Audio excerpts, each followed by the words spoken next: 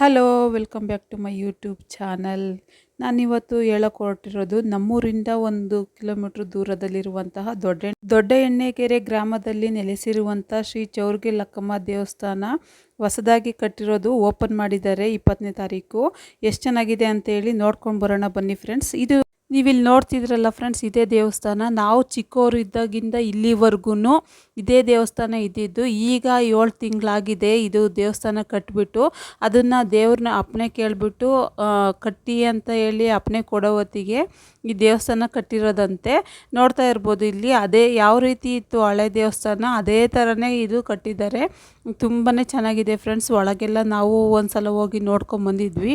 ಇವಾಗ ಓಪನ್ ಆಗಿದೆ 28/8/2026ಕ್ಕೆ. ನಾವು ಚಿಕ್ಕವರಾಗಿದ್ದಾಗಿಂದನೂ ಈ ದೇವಸ್ಥಾನ ನೋಡ್ಕೊತಾನೆ ಬಂದಿದ್ದೀವಿ. ತುಂಬಾ ಪವರ್ಫುಲ್ಲು ಅಮ್ಮ.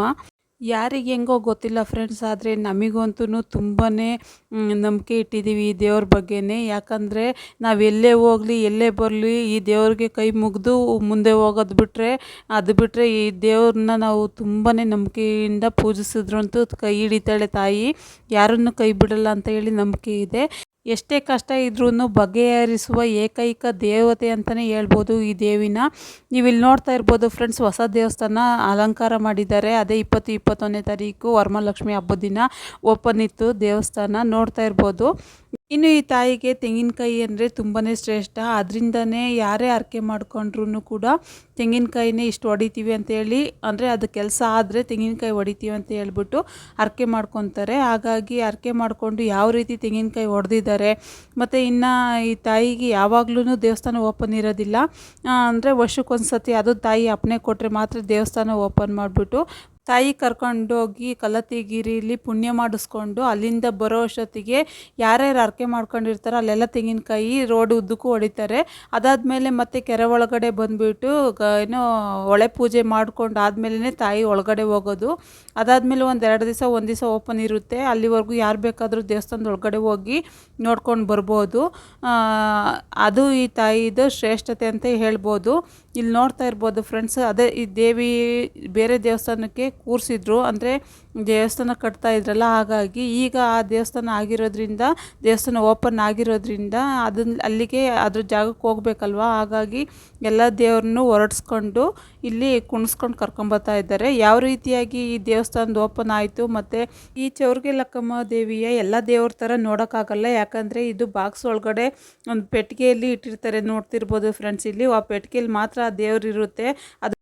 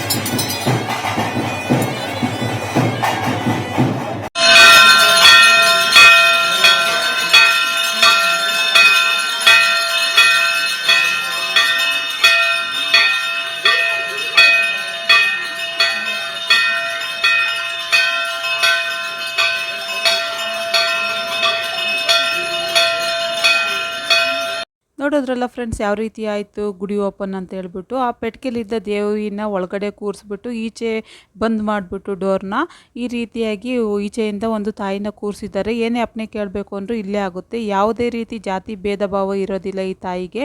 ಇನ್ನು ಈ ಊರಲ್ಲಿ 48 ದಿನಗಳ ಕಾಲ ಯಾವುದೇ ರೀತಿಯ ನಾನ್ ವೆಜ್ ಮಾಡೋ ಆಗಿರೋದಿಲ್ಲ.